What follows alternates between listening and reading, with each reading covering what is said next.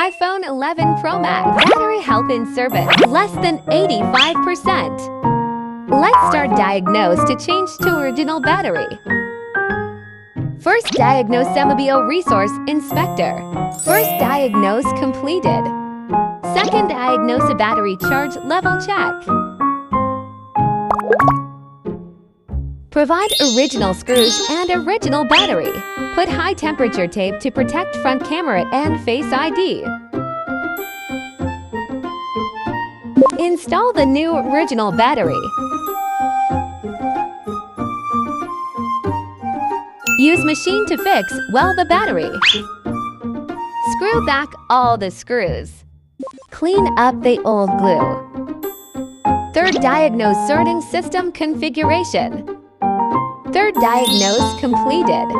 Fourth diagnose in the post-repair diagnose.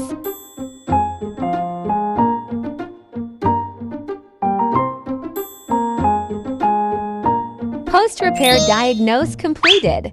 The battery health back to 100%. Genuine Apple parts proven. Put the water-resistant glue.